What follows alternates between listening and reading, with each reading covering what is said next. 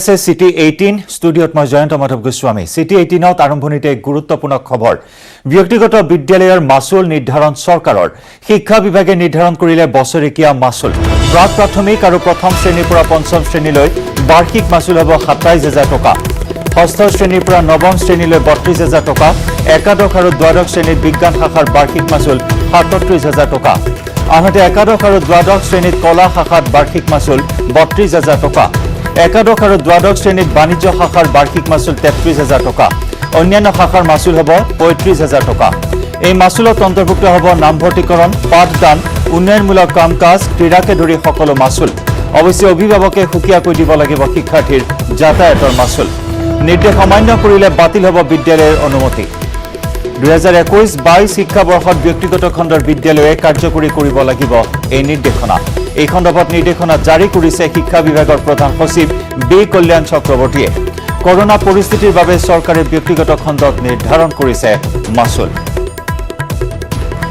এই মুহূৰ্তৰ এটি গুৰুত্বপূৰ্ণ খবৰ আমি জনাইছো ব্যক্তিগত বিদ্যালয়ৰ মাসুল নিৰ্ধাৰণ চৰকাৰৰ শিক্ষা বিভাগে নিৰ্ধাৰণ কৰিলে বছৰেকীয়া মাসুল প্ৰাক প্ৰাথমিক আৰু প্ৰথম শ্ৰেণীৰ পৰা পঞ্চম শ্ৰেণীলৈ বাৰ্ষিক মাসুল হ'ব 27000 টকা অভিভাৱকসকলৰ বাবে আমি জনাইছো এই মুহূৰ্তৰ গুৰুত্বপূৰ্ণ খবৰ ষষ্ঠ শ্ৰেণীৰ পৰা নৱম শ্ৰেণীলৈ 32000 টকা একাদশ আৰু দ্বাদশ শ্ৰেণীৰ বিজ্ঞান শাখাৰ বাৰ্ষিক মাসুল হ'ব 37000 টকা একাদশ আৰু দ্বাদশ শ্ৰেণীত কলা শাখাৰ বাৰ্ষিক মাসুল হ'ব 32000 টকা ঠিক তেনেদৰে একাদশ আৰু দ্বাদশ শ্ৰেণীৰ বাণিজ্য শাখাৰ বাৰ্ষিক মাসুল হ'ব 33000 টকা অন্যান্য শাখাৰ মাসুল হ'ব 35000 টকা আৰু এই মাসুলত অন্তৰ্ভুক্ত হ'ব নামভৰ্তিকৰণ পাঠদান উন্নয়নমূলক কাম-কাজ ক্ৰীড়াকে ধৰি সকলো মাসুল অৱশ্যে অভিভাৱকে সুকিয়াকৈ দিব লাগিব শিক্ষাৰ্থীৰ যাতায়াতৰ মাসুল নিৰ্দেশ অমান্য কৰিলে বাতিল হ'ব বিদ্যালয়ৰ অনুমতি 2021-22 শিক্ষাবৰ্ষত ব্যক্তিগত খণ্ডৰ বিদ্যালয়ে কাৰ্যকৰী কৰিব লাগিব এই নিৰ্দেশনা এই খণ্ডত নিৰ্দেশনা জাৰি কৰিছে শিক্ষা বিভাগৰ প্ৰধান সচিব বি কল্যাণ চক্ৰৱৰ্তীয়ে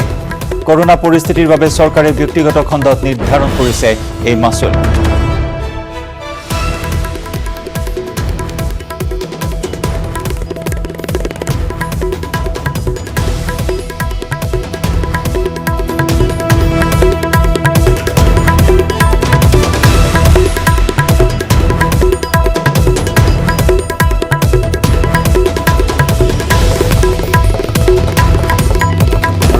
আমি আপোনালোকক জনাই আছো ব্যক্তিগত খণ্ডৰ বিদ্যালয়ৰ মাসুল নিৰ্ধাৰণ কৰিছে চৰকাৰে আৰু কোভিড পৰিস্থিতিৰ বাবে এনে এক সিদ্ধান্ত গ্ৰহণ কৰা হৈছে ইয়াৰ পূৰ্বেও বহু নিৰ্দেশনা জাৰি কৰিছিল শিক্ষা বিভাগে ব্যক্তিগত খণ্ডৰ বিদ্যালয়সমূহলৈ কিন্তু বাস্তৱ ক্ষেত্ৰত তেনে নিৰ্দেশনা মানি চলা পৰিলক্ষিত হোৱা নাই এইবাৰ আন এক কঠোৰ সিদ্ধান্ত গ্ৰহণ কৰা হৈছে কোভিড পৰিস্থিতিৰ বাবে প্ৰতিটো শ্ৰেণীৰ মাসুল নিৰ্ধাৰণ কৰা হৈছে আৰু কি শাখাত কিমান মাসুল নিৰ্ধাৰণ কৰা হৈছে এই মুহূৰ্তত টেলিভিছন স্ক্ৰিনত আপুনি প্ৰত্যক্ষ কৰিছে শিক্ষা বিভাগৰ নতুন নিৰ্দেশনা বছৰেকীয়া মাসুল ব্যক্তিগত খণ্ডৰ বিদ্যালয়সমূহৰ বাবে নিৰ্ধাৰণ কৰিছে চৰকাৰে শিক্ষা বিভাগৰ প্ৰধান সচিব বি কল্যাণ চক্ৰৱৰ্তীয়ে এই নিৰ্দেশনা জাৰি কৰিছে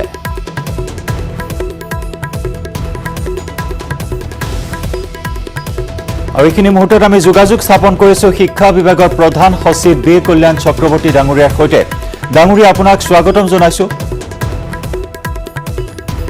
আমি যোগাযোগ স্থাপন কৰিবলৈ চেষ্টা চলাই আছো শিক্ষা বিভাগৰ প্ৰধান সচিব গৰাকীৰ সৈতে এই খণ্ডত আমাক আৰু অধিক তথ্য তেখেতৰ আমাক জনাব আমি অধিক তথ্য লাভ কৰিবলৈ চেষ্টা কৰিম কিন্তু এই মুহূৰ্তত গুৰুত্বপূৰ্ণ খবৰ আমি জনাই আছো বছৰেকীয়া মাসুল ব্যক্তিগত খণ্ডৰ বছৰেকীয়া মাসুল নিৰ্ধাৰণ কৰিছে ৰাজ্য চৰকাৰে শিক্ষা বিভাগে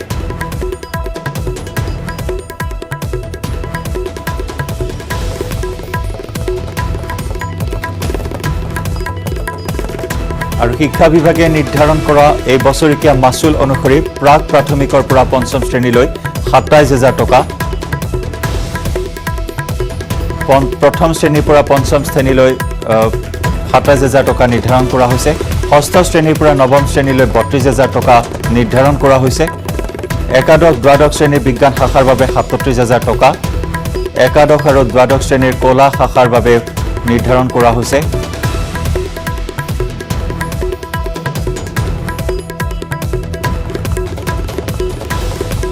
কলা শাখাৰ বাবে বাৰ্ষিক মাসুল 32000 টকা ঠিক তেনেদৰে একাদশ দ্বাদশ শ্ৰেণীৰ বাণিজ্য শাখাৰ বাবে 33000 টকা আৰু অন্যান্য শাখাৰ মাচুল ৩৫,০০০ টকা নিৰ্ধাৰণ কৰা হৈছে।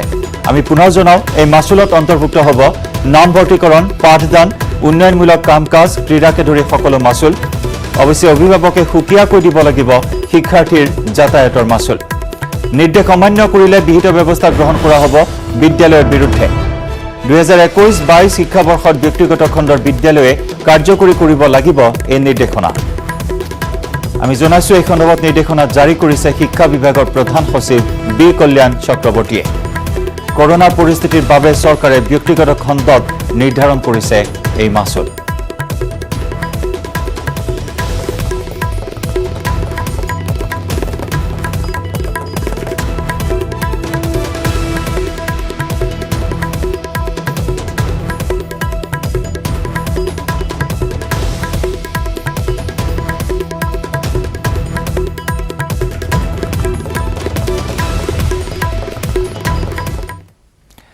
এই সন্দৰ্ভত অধিক খবৰ আমি পৰৱৰ্তী সময়ত আপোনাক জনাম। আহিছো অন্য এক গুৰুত্বপূৰ্ণ খবৰলৈ। এক ব্ৰেকিং নিউজ, ন্যায়িক জিম্মালৈ প্ৰেৰণ কুমাৰ সঞ্জিত কৃষ্ণক পুনৰ জিম্মাত নিবিচাৰিলে CIDয়ে। সৰোজ শৰ্মা আৰু জয়দীপ বৰুৱাকো ন্যায়িক জিম্মালৈ প্ৰেৰণ। SI কেলেংকাৰীত অভিযুক্ত সঞ্জিত কৃষ্ণ, সৰোজ শৰ্মা, জয়দীপ বৰুৱা। অলোকেশ বৈশ্যৰ জামিন আবেদন খাৰিজ কৰা হৈছে। গুৱাহাটী উচ্চ ন্যায়ালয়ত আবেদন জনাইছিল অলোকেশ বৈশ্যই। থেংক ইউ লজৰ স্বত্বাধিকাৰী হৈছে অলোকেশ বৈশ্য। ক্ৰাইম ব্ৰাঞ্চে গ্ৰেপ্তাৰ কৰিছিল অলোকেশ বৈশ্যক। আৰু অৱশেষত ৰঙাঘৰৰ আলহী হ'ল SP কুমাৰ সঞ্জিত কৃষ্ণ। কৌশিদিনালৈ আনক জেললৈ নিক্ষেপ কৰা কুমাৰ সঞ্জিত কৃষ্ণ নিজেই কাৰাবন্দী হ'বলগীয়া হ'ল। প্ৰশ্নকাকত ফাদিলেৰে SI নিযুক্তি কেলেংকাৰীত সাঙুৰ খাই অসম আৰক্ষীক কলংকিত কৰা সঞ্জিত কৃষ্ণ ৰঙাঘৰৰ আলহী হ'ল। পুনৰ জিম্মাত নিবিচাৰিলে CIDয়ে। আনহাতে সৰোজ শৰ্মা আৰু জয়দীপ বৰুৱাকো ন্যায়িক জিম্মালৈ প্ৰেৰণ কৰা হৈছে আৰু তিনিওকে পৃথক পৃথক কাৰাগাৰলৈ প্ৰেৰণ কৰা হৈছে। আনহাতে অলোকেশ বৈশ্যৰ জামিন আবেদন খাৰিজ। গুৱাহাটী উচ্চ ন্যায়ালয়ে আবেদন জনাইছিল গুৱাহাটী উচ্চ ন্যায়ালয়ত আবেদন জনাইছিল অলোকেশ বৈশ্যই। থেংক ইউ লজৰ স্বত্বাধিকাৰী আছিল অলোকেশ। ক্ৰাইম ব্ৰাঞ্চে গ্ৰেপ্তাৰ কৰিছিল অলোকেশ বৈশ্যক। মুখ্য ন্যায়িক দণ্ডাধীশ তেখেতৰ দেৱাশীষ শইকীয়া ছাৰৰ কোৰ্টত আজি আমি এটা কি বুলি কয় জামিনৰ আবেদন কৰিছিলোঁ, যোনটো মহামান্য আদালতে তেওঁলোকে নাকচ কৰিলে আৰু তেওঁক আজি জেল হাজতত জুডিচিয়েল কাষ্টডিলৈ তেওঁক প্ৰেৰণ কৰিছে। আমি এতিয়া নেক্সট তেওঁৰ কাৰণে মানে কুমাৰ সঞ্জিত কৃষ্ণ তেওঁৰ কাৰণে আমি এতিয়া উচ্চ ন্যায়ালয়ত আমি জামিন আবেদন দাখিল কৰিম। আজি CID কেছৰ তিনিজন মূল আসামী কুমাৰ সঞ্জিত কৃষ্ণ, জয়দীপ বৰুৱা আৰু সৰোজ শৰ্মাক হাজিৰ কৰা হৈছিল। তেওঁলোক আটায়ে CIDৰ জিম্মাত অলৰেডি আছিলে। কুমাৰ সঞ্জিত কৃষ্ণ আছিলে 5 দিন CIDৰ জিম্মাত আৰু আজি তেওঁ জিম্মাৰ পিৰিয়ড কি হৈছিল CIDৰ জিম্মাৰ। আৰু আনহাতে তেওঁৰ এডভকেটে এখন বেইল পিটিশ্যন দিছিলে আৰু সেই বেইল পিটিশ্যনখনো আমাৰ যুক্তিৰ আধাৰত মহামান্য CJM বি শইকীয়া আদালতে নাকচ কৰে আৰু তাৰ লগে লগেই তেওঁৰ জেল যাত্ৰাৰ পথ প্ৰশস্ত হৈ পৰে আৰু তেখেতক 6 দিনৰ বাবে গুৱাহাটী কেন্দ্ৰীয় কাৰাগাৰলৈ প্ৰেৰণ কৰিছে। তেওঁৰ আকৌ 27 তাৰিখে প্ৰডাকশ্যন আছে, 27/10/2020 তেওঁ পুনৰাই প্ৰডাকশ্যন আছে। আনহাতে সৰোজ শৰ্মাক এদিনৰ বাবে গোৱালপাৰাৰ আদালতলৈ প্ৰেৰণ কৰিছে। অহা 22 তাৰিখে পুনৰ তেওঁক প্ৰডিউচ কৰা হ'ব, যিহেতু এই CJMতে প্ৰডিউচ কৰা হ'ব। আনহাতে জয়দীপ বৰুৱাকো 6 দিনৰ বাবে মৰিগাঁও কেন্দ্ৰীয় কাৰাগাৰলৈ প্ৰেৰণ কৰিছে। আৰু ইতিমধ্যে আমি নিউজ 18 অসম নৰ্থ ইষ্টৰ দৰ্শকসকলক City 18ত আৰম্ভণিতে জনাইছো যে ব্যক্তিগত বিদ্যালয়ৰ মাচুল নিৰ্ধাৰণ কৰিছে চৰকাৰে। ইতিমধ্যে শিক্ষা বিভাগৰ প্ৰধান সচিব বি কল্যাণ চক্ৰৱৰ্তীয়ে এই নিৰ্দেশনা জাৰি কৰিছে। কোন শাখাত কিমান মাচুল নিৰ্ধাৰণ কৰা হৈছে আমি আপোনালোকক সবিস্তাৰে জনাইছো আৰু এইখিনি মুহূৰ্তত আমি যোগাযোগ স্থাপন কৰিছো শিক্ষা বিভাগৰ প্ৰধান সচিব বি কল্যাণ চক্ৰৱৰ্তী ডাঙৰীয়াৰ সৈতে। ডাঙৰীয়া, আপোনাক স্বাগতম জনাইছো। এক গুৰুত্বপূৰ্ণ সিদ্ধান্ত গ্ৰহণ কৰা হৈছে কোভিড পৰিস্থিতিৰ বাবে ব্যক্তিগত বিদ্যালয়ৰ মাচুল নিৰ্ধাৰণ কৰিছে আপোনালোকে। হয়, আমি এটা হয় ফি রেগুলেটরি অথরিটি আপনি জানে we have issued a notification as per the direction of the government and our honorable minister to regulate the fees of all the government schools and institutions. তার কারণে এটা ফি রেগুলেটরি অথরিটি হয়েছে and we want to ensure that the fees জীবন মানে charge করে that has to be reasonable, মানে এটা মানে exorbitant মানে বেশি হব নোৱাৰে আৰু কিমানখিনি ফিজ চাৰ্জ কৰি আছে আমি গভৰ্ণমেণ্টে চাব এইটো আপুনি জানে যে মানে এইটো বেছি ফিজ চাৰ্জ কৰিব নোৱাৰে আৰু এই ফ্ৰী ৰেগুলেটৰী অথৰিটিয়ে এইটো চাব কি চাব কিয় ফিজ কিমানখিনি ফিজ চাৰ্জ কৰি আছে আৰু এইটো যদি নকৰিলে গভৰ্ণমেণ্টৰ নিৰ্দেশ নামানিলে আমি সেকশন 15 বুলি তাত আছে সেকশন 15ত আমি কৈছো যে ফিজ যিটো মানে ছাত্ৰ ছাত্ৰীসকল আৰু পেৰেণ্টছ সকলে যিটো দিছে তাত মানে ডাবল দ্য ফিজ এইটো ঘূৰাই দিব লাগিব আৰু যদি এইটো ফিজটো ফাৰ্ষ্ট অফেন্সত মানে এটা মানে পেনাল্টি হ'ব 5 লাখৰ আৰু সেকেন্ড টাইম যদি কোনোবা এডুকেশন ইনষ্টিটিউশনে এইটো অফেন্স কৰিলে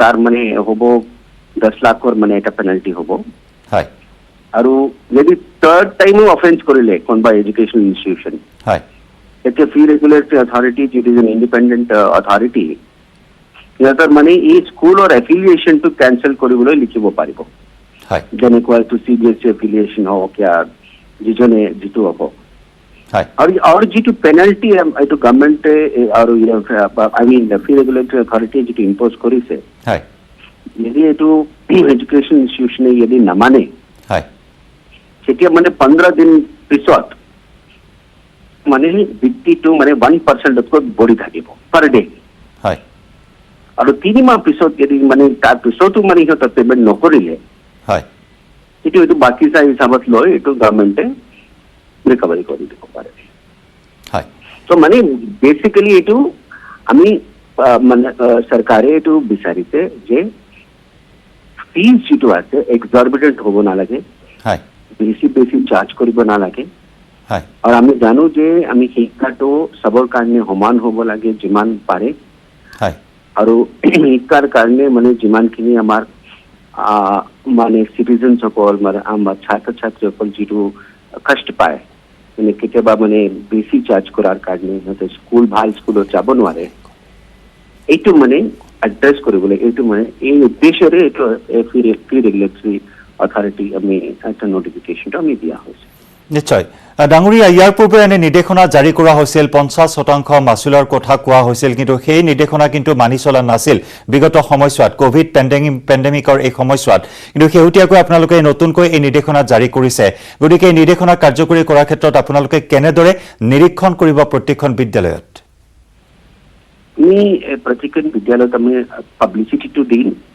আমি সব বিদ্যালয়বিলাকৰ এডুকেশ্যন ইনষ্টিটিউশ্যনবিলাকৰ এইটো মানে যিটো নটিফিকেশ্যন আছে পুৱাই দিয়াটো আমি ব্যৱস্থাটো কৰিম আৰু আমি যি নিৰ্দেশ গভৰ্ণমেণ্টে দিছে এইটো ভালমতে এইটো পালন কৰে এইটো ব্যৱস্থা কৰিম বিকজ এইটো আমাৰ ভৱিষ্যৰ কথা আমাৰ ছাত্ৰ ছাত্ৰীসকলৰ ভৱিষ্যৰ কথা এই কাৰণে আমি সেইটো নিশ্চয় আমি তাৰ কাৰণে ব্যৱস্থা ল'ব লাগে পাব্লিচিটি কৰিব লাগে আৰু আপোনাসকল যেনেকুৱা আছে নিউজ মিডিয়াৰ যোগেদি চবক আমি জনাই দিম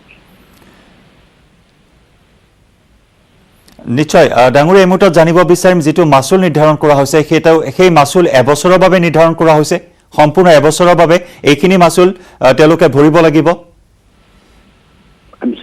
মই বুজা নাই যিখিনি মাচুল নিৰ্ধাৰণ কৰা হৈছে আৰ্টছ ষ্ট্ৰীম বা ছায়েন্স ষ্ট্ৰীম বা কমাৰ্চ ষ্ট্ৰীমৰ বাবে সেয়া এবছৰৰ বাবে নিৰ্ধাৰণ কৰা হৈছে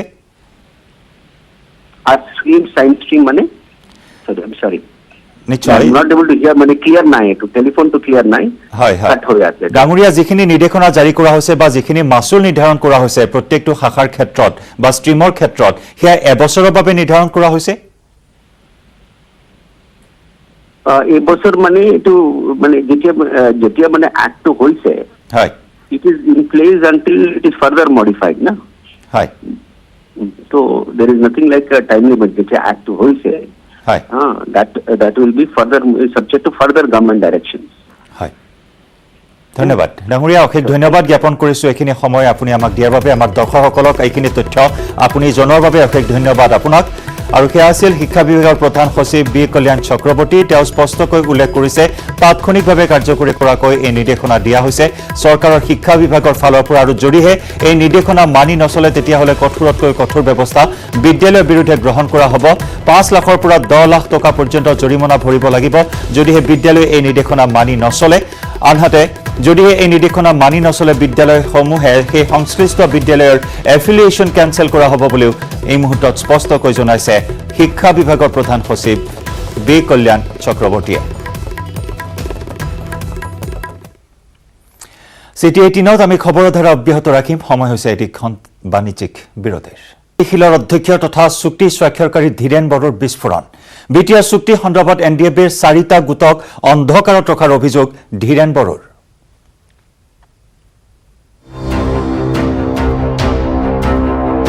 বিটিআৰ চুক্তি অৰ্থহীন, চুক্তিৰ বাবে বাঢ়িব সংঘাত, ৰক্তাক্ত হ'ব বড়োভূমি।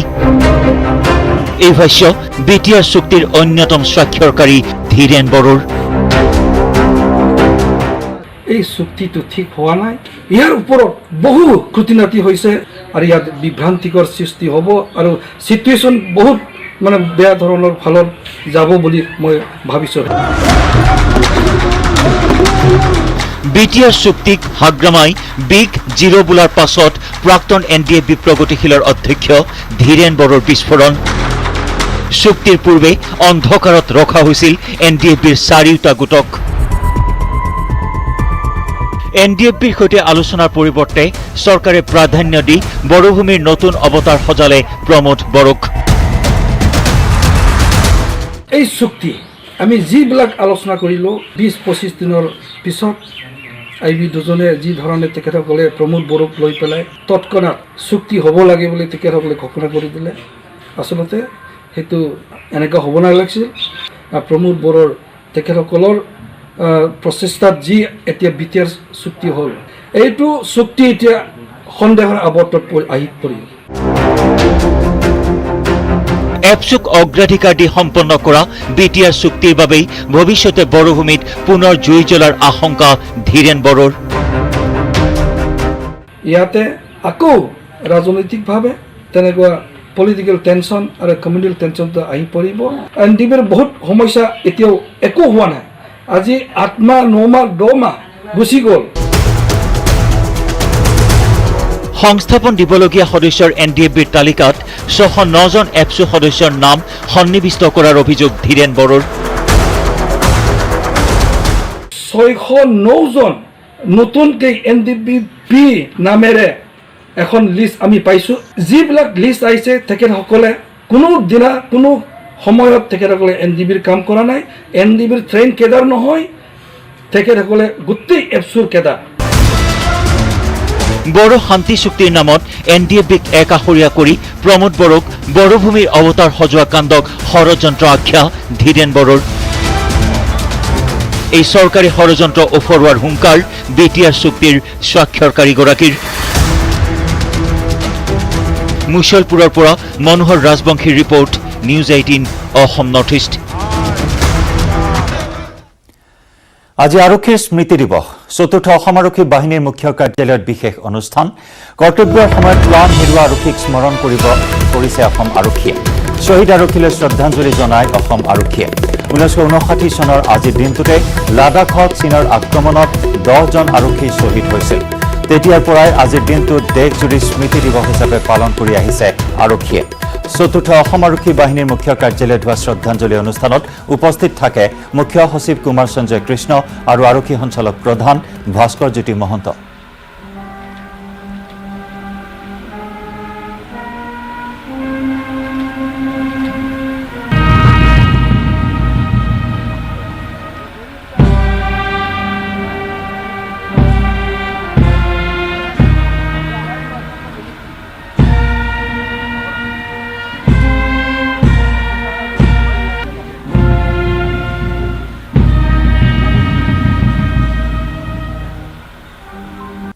আজিৰ স্মৃতি দিৱসৰ 2020 এই দিনটো আজি এইবাৰৰ পৰা গোটেই ভাৰতবৰ্ষৰ পুলিচে পুলিচ ফ্লেগ ডে হিচাপে অবজাৰ্ভ কৰিবৰ কাৰণে সিদ্ধান্ত গ্ৰহণ কৰিছে।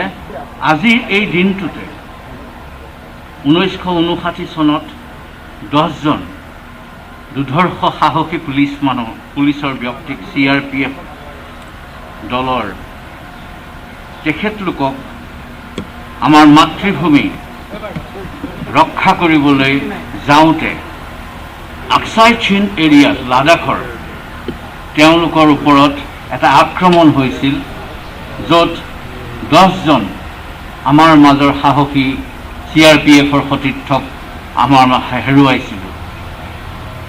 সেই তেতিয়াৰ পৰাই আজিৰ দিনটোত স্মৃতি পেৰেড বা কমেমৰেশ্যন ডে হিচাপত গণ্য কৰা হৈ আহিছে।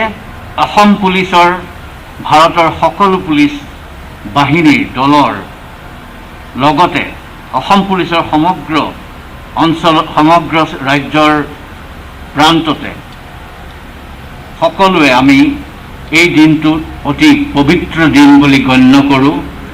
এই দিনটোতে আমাৰ মাজৰ পৰা আমি হেৰুৱাই পেলোৱা সাহসী সতীৰ্থসকলক আমি স্মৰণ কৰোঁ। মই আজি এইটো ঘোষণা কৰিবলৈ পাই অতিকে সুখী হৈছোঁ যে এজন আমাৰ বীৰ শ্বহীদ, যিজন একমাত্ৰ অসম পুলিচৰ কীৰ্তি চক্ৰ প্ৰাপক স্বৰ্গীয় লোহিত সোণোৱালৰ মেমৰিত, তেওঁৰ স্মৃতিত 4AP বেটেলিয়নত থকা আমাৰ প্ৰাইমেৰী স্কুলখন আমি নামাকৰণ কৰিবলৈ মনস্থ কৰিছোঁ। এই সংক্ৰান্তত আমি চৰকাৰৰ লগত ইতিমধ্যে টেক আপ কৰিছোঁ। আজি পঞ্চমী, দুৰ্গতি নাশিনী দুৰ্গা দেৱীক আদৰিবলৈ সাজু হৈছে ৰাজ্যবাসী। কাইলৈ ষষ্ঠীত দেৱীক বেদীত প্ৰতিষ্ঠা কৰা হ'ব। আজি পঞ্চমীৰ দিনা কামাখ্যা মন্দিৰত কুমাৰী পূজাৰ আয়োজন কৰা হয়। কৰোনাৰ ভয়াৱহতাৰ বাবে এইবাৰ অনুষ্টুপীয়াকৈ আয়োজন কৰা হয় কুমাৰী পূজাৰ। থাৰ্মেল স্ক্ৰিনিং কৰাৰ পিছতহে ভক্তক মন্দিৰত প্ৰৱেশ কৰিবলৈ অনুমতি দিয়া হয়। কোভিড প্ৰটকল মানি দুৰ্গা পূজা উপভোগ কৰিবলৈ আহ্বান জনাইছে প্ৰশাসনে। মহানগৰীতো দুৰ্গা পূজাক লৈ প্ৰশাসনৰ বিশেষ নিৰ্দেশনা। আজি পূজাৰীসকলৰ কোভিড টেষ্ট সম্পন্ন কৰা হৈছে ঠায়ে ঠায়ে, আনহাতে পূজা পেণ্ডেলত কৰা হৈছে ছেনিটাইজেশ্যন।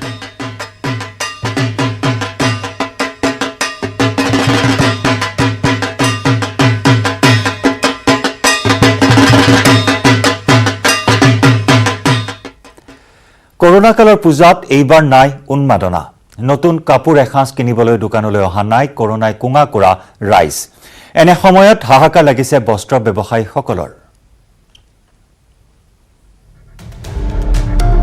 পূজাৰ বজাৰ মন্দা, ফাঁচী বজাৰত বিক্ৰী নাই, বজাৰত নাই গ্ৰাহক। কৰোনা কালত দুৰ্গতি নাশিনীৰ আগমনক লৈ নাই উৎসাহৰ ঢল। আন কালৰ দৰে এসাঁজ নতুন কাপোৰ কিনাৰ আগ্ৰহ নাই ৰাইজৰ মাজত। উত্তৰ পূবৰ ব্যৱসায়িক প্ৰাণকেন্দ্ৰ ফাঁচী বজাৰত নাই গ্ৰাহকৰ ভিৰ। কেৱল ফাঁচী বজাৰেই নহয়, মহানগৰীৰ প্ৰতিখন বজাৰেই এতিয়া উকা। ক্ৰেতাৰ অপেক্ষাত ৰৈ ৰৈ ভাগৰি পৰিছে বিক্ৰেতাসকলো। উত্তৰ পূৰ্বাঞ্চলৰ বিন্দু কেন্দ্ৰ আমাৰ ফেঞ্চি বজাৰ লাখটকীয়া যোনটো বজাৰৰ সমাগম এইটো এটা হিষ্টৰিকেল মানে ছাইট বুলি ক'ব পাৰি। কাৰণ ইমান মানুহ হয়, কাৰণ এই ফেঞ্চি বজাৰ প্ৰাণকেন্দ্ৰত যিবিলাক ব্যৱসায় বাণিজ্য প্ৰতিষ্ঠানত ইমান সমাগম হয় যে মানুহে এই বজাৰৰ সময়ত, পূজাৰ সময়ত এই বজাৰখন চাব কাৰণে আহে। আৰু আজি যোনটো আমি দেখা পাইছোঁ, প্ৰায় আজি 10-15 দিনে হ'ল, এটা আৰ্থিক সংকটৰ দিশে আগবাঢ়িছে নেকি আমাৰ এটা সন্দেহ হৈছে। কাৰণ 15 বা 20% ব্যৱসায় বাণিজ্যৰ প্ৰতিষ্ঠানবিলাকত মানে ক্ৰয় কৰাৰ কাৰণে মানে লোকসকল আহিছে। পূৰ্বৰ তুলনাত 80% কমিছে কাপোৰৰ বিক্ৰী। আনলকৰ সময়ত কৰোনাই কোঙা কৰা ব্যৱসায়ীয়ে অনা কাপোৰ এতিয়াও সেইভাগেই পৰি আছে বহুতৰে দোকানত। গ্ৰাহকৰ অভাৱত বিপাঙত পৰিছে মহানগৰীৰ প্ৰতিজন কাপোৰৰ ব্যৱসায়ী। পূজাৰ বতৰ একদম বেয়া। যোৱা বছৰৰ তুলনাত মানে আপোনাৰ ধৰক 4 ভাগৰ এভাগো হোৱা নাই। কৰোনা কালত ইতিমধ্যে দুৱাৰত তলা ওলমিছে ফাঁচী বজাৰৰ 50খন ব্যৱসায়িক প্ৰতিষ্ঠানৰ। এই গতিত ব্যৱসায় চলি থাকিলে দেৱালীৰ পাছতে 30% কাপোৰৰ দোকান বন্ধ হোৱাৰ আশংকা কৰিছে ব্যৱসায়ীসকলে। বহুত ব্যৱসায় প্ৰতিষ্ঠান মানে প্ৰায় 20-ৰ পৰা 30% হয়তো দোকান তেওঁলোকে বন্ধ কৰিবৰ বাবে বাধ্য হ'ব। কাৰণ আমি যোনটো গম পাইছোঁ যে জোতাৰে হওক, কাপোৰ হওক, তেওঁলোকে বাহিৰৰ পৰা কাপোৰ আনিছে, কিছুমানে বাকীত আনি আছে। কিন্তু এই পূজাত যদি বিক্ৰী নহয়, সিহঁতৰ আৰু এটা আৰ্থিক সংকট হ'ব আৰু হয়তো বহুত প্ৰতিষ্ঠান গুৱাহাটীৰ ভিতৰত হয়তো বন্ধ হৈ যোৱাৰ কাৰণে আমাৰ এটা সন্দেহ হৈছে। কেমেৰা পাৰ্চন নিতুল কৃষ্ণৰ সহযোগত Hirak Jyoti Malakar, news 18 Assam North East. পৰৱৰ্তী অংশলৈ যোৱাৰ পূৰ্বে চিটি 18ত লৈছো আন এটি বাণিজ্যিক বিৰতি।